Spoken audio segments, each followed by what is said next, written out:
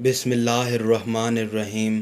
رسول اللہ صلی اللہ علیہ وسلم کے معزز چچا اور رضائی بھائی، خیر الشہداء، سید الشہداء، حضرت سیدنا امیر حمزہ بن عبد المطلب رضی اللہ تعالیٰ عنہ کی ولادت نبی کریم نبی اکرم صلی اللہ علیہ وسلم کی اس دنیا میں جلوہ گری سے 2 سال پہلے ہوئی۔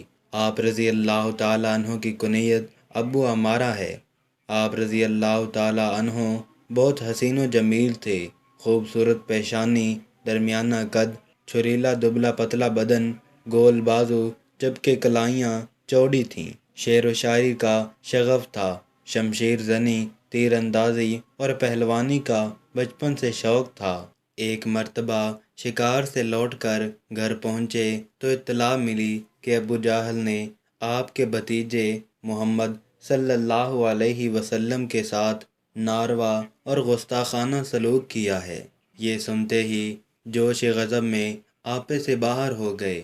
پھر کمان ہاتھ میں پکڑے حرم کعبہ میں جا پہنچے اور ابو جہل کے سر پر اس زور سے ضرب لگائی کہ اس کا سر پھٹ گیا اور خون نکلنے لگا۔ پھر فرمایا، میرا دین وہی ہے جو میرے بھتیجے کا ہے۔ میں گواہی دیتا ہوں کہ وہ اللہ کے رسول ہیں۔ اگر تم سچے ہو تو مجھے مسلمان ہونے سے روک کر دکھاؤ۔ پیارے آقا محمد صلی اللہ علیہ وسلم آپ رضی اللہ تعالیٰ عنہ سے بے حد محبت کیا کرتے تھے، بے حد محبت کیا کرتے اور فرماتے تھے، حکایت محبت کے اظہار کے انداز جداگانہ ہوتے ہیں۔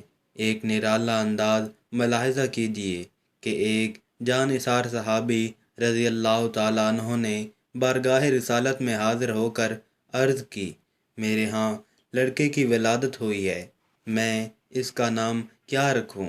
تو رحمت عالم صلی اللہ علیہ وسلم نے ارشاد فرمایا، لوگوں میں مجھے اپنے چچا حمزہ سے محبت ہے، لہٰذا انہی کے نام پر اپنے بچے کا نام رکھو۔ ایک مرتبہ آپ رضی اللہ تعالیٰ عنہ نے بارگاہ رسالت میں درخواست کی کہ میں حضرت جبرائیل علیہ السلام کو اصلی صورت میں دیکھنا چاہتا ہوں۔ ارشاد ہوا، آپ دیکھنے کی طاقت نہیں رکھتے۔ آپ نے اصرار کیا تو نبی کریم صلی اللہ علیہ وسلم نے ارشاد فرمایا، زمین پر بیٹھ جائیے۔ کچھ دیر بعد حضرت جبریل امین علیہ السلام حرم کعبہ میں نصب شدہ ایک لکڑی پر اترے تو سرور عالم صلی اللہ علیہ وسلم نے ارشاد فرمایا، چچا جان نگاہ اٹھائیے اور دیکھیے۔ آپ نے جو ہی اپنی نگاہ اٹھائی تو دیکھا کہ حضرت جبرائیل علیہ السلام کے دونوں پاؤں سب زبر جد کے ہیں۔ بس اتنا ہی دیکھ پائے اور تاب نہ لا کر بے ہوش ہو گئے۔ رمضان المبارک 1 ہجری میں 30 سواریوں کی قیادت کرتے ہوئے اسلامی لشکر کا سب سے پہلا علم آپ رضی اللہ تعالیٰ عنہ نے سنبھالا۔ اگرچہ لڑائی کی نوبت نہ آئی لیکن تاریخ میں اسے سریہ حمزہ کے نام سے جانا جاتا ہے۔ 2 ہجری میں حق و باطل کا پہلا معرکہ میدان بدر میں پیش آیا تو آپ رضی اللہ تعالیٰ عنہ بڑے جوش اور جذبے کے ساتھ شریک ہوئے اور مشرکین کے کئی سورماؤں کو ٹھکانے لگایا۔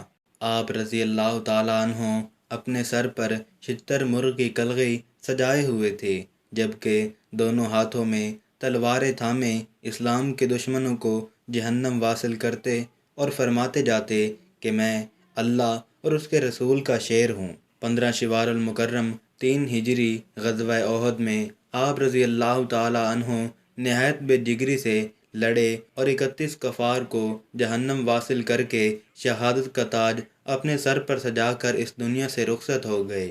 شوال کی 15 تاریخ ہفتہ کا دن تھا۔ حضرت حمزہ میدان جنگ میں اپنی شجاعت و بہادری کے جوہر دکھا رہے تھے۔ ایک کافر کو قتل کرنے کے بعد جب آپ کے پیٹ سے زرہ سرک گئی، وحشی نے نشانہ باندھ کر ایک چھوٹا نیزہ آپ کے پیٹ میں دے مارا جو کہ آر پار ہو گیا اور آپ شہید ہو گئے۔ جنگ بدر میں سیدنا حمزہ نے جبیر بن مطعم کے چچا کو ہلاک کیا تھا۔ وحشی حبشی جبیر کا غلام تھا۔ جبیر نے اس سے کہا تھا، اگر تم میرے چچا کے عوض محمد کے چچا کو قتل کر دو تو تم میری طرف سے آزاد ہو۔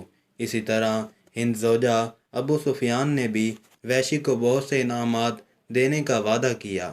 اسی لالچ میں وحشی حبشی نے حضرت حمزہ کو شہید کر دیا۔ اللہ کی شان، اس نے اس حبشی وحشی کو بعد میں اسلام لانے کی توفیق دے دی۔ حضرت حمزہ کو شہید کرنے کے بعد کافروں نے آپ کا پیٹ چاک کیا اور کلیجہ نکال لیا گیا۔ ہندا زوجہ ابو سفیان نے کلیجہ کو چبایا، نگلنے کی کوشش کی لیکن نگل نہ سکی، پھر اسے تھوک دیا۔ کافر عورتوں نے حضرت حمزہ کے اور دیگر شہداء کے کان ناک کاٹ کر انہیں لڑی میں پرو کر ان کے کڑے، بازوبند اور پازیب بنائے اور انہیں پہن کر مکہ میں داخل ہوئیں۔ جب نبی کریم صلی اللہ علیہ وسلم نے حضرت حمزہ کے جسم کو دیکھا تو آپ صلی اللہ علیہ وسلم رونے لگے۔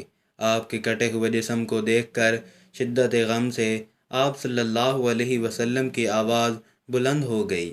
پھر آپ صلی اللہ علیہ وسلم نے ارشاد فرمایا، حمزہ سید الشہداء ہیں۔ نبی کریم صلی اللہ علیہ وسلم حضرت حمزہ کے جسم کے پاس کھڑے تھے۔ آپ صلی اللہ علیہ وسلم نے حضرت حمزہ کو مخاطب کرتے ہوئے فرمایا، اے چچا جان، اللہ تعالیٰ آپ پر رحم فرمائے۔